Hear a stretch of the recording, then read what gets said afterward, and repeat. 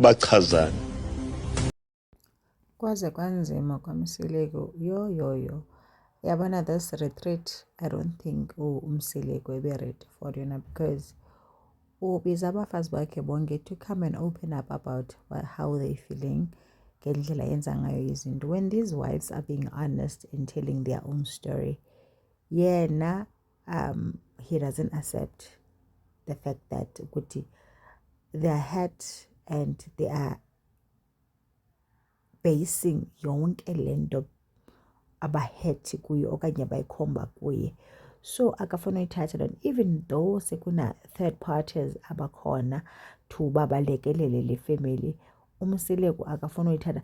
I mean, like, he also wanted uba bundaweni abexoke thithelena afana naba tata uVusi nala family yakhe engakwazi uthetha inyani imele inyani because bayambusa. Akakwazi umelana lo mfana nenyani. And also aba bafazi, yabona aba bafazi bathathu, uMangwabe, uMakhumalo, uMayeni, abanaxesha lalo mtshato. You could tell nje ukuthi bakhona apha, yenzeka abengenzeki yayenzeki. And umamkhulu unenhliziyo embi, and umamkhulu yena umuntu sichitha isithemo sikaMsileko ngumamkhulu because as much as sithi bana I'm the villain, I want to believe ba uyiyo for real because nguye umuntu ohlokoloza umtshato wakhe. How do you do this? Uwe owavumela isithembu. How are you not be the one that is sitting down nabafazi, that is the one that is trying by all means? Ubona kwa indlela umamkhulu azikhupha ngayo ukuthi mina I married to my man, that's my man, that is my man. And also lento yobantu bayena ihleli nje esithi family yami is my family, it has nothing to do nabanye abantu. And umamkhulu lento yakhe yothanda uthetha ngabanye abafazi xa idibene nefamily yakhe uyenzela ntoni? Because now these wives are showing her uba jonga mamela sizokustressa wena awusazi kakuhle. So ingathi ngokuba yamsukela, ingathi uyasukelwa ngokumakhumana umacele. Hayi, uqale wahamba waya ngapha kokwabo wafika athetha no-sister bakhe wathi abafazi sisitimela sasemzimba. So abafazi xa bemoso ke I mean, like, why nenhliziyo embi? Kutheni nenhliziyo embi? Kutheni udiscuss abafazi abanakwenu no-sister bakho? Osista bakho bangenaphi like that into your marriage?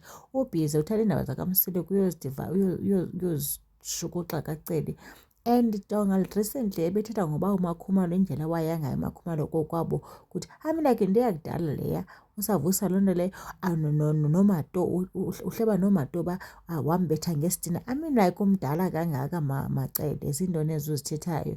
And xa ucingafana aba bafazi abazubuya like abakoyiki, bayakuhlonipha. I'm not sure whether she thinks bayamoyika. No, aba bafazi abakoyiki, bayakuhlonipha as umamkhulu, but bayakubona uba uyanqwaguza, so baphumile kuwe because why? Hayi, and mna shem umakhulu, I'm feeling to understand. And also becinga fani bana njengoba nje uSamke ifikile uSamke uzawulwisa ii-battles zakhe uSamke, and becinga fana izawuba fulfilled laa nto imvisa kabuhlungu yakubekho abanye abafazi ngosekuthatha uSamke emva girl, deal with your traumas. Umamkhulu makadile. And man, ingathi ikho nto abayitsubayo umamkhulu nomyeni wakhe. Ingathi bayatsuba sana, ikhona into abayifunxayo sana because why benjena? Akho mntu uthuma omnye amanzi like akunqandwana.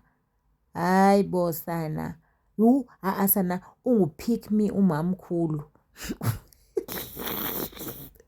Ufuna uMendi amxelele uyi-pick me umamkhulu sana because you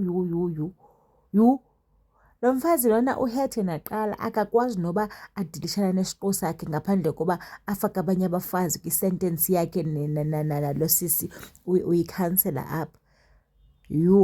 Nicinga ntoni nina guys kanye ndamsukela umamkhulu nosana?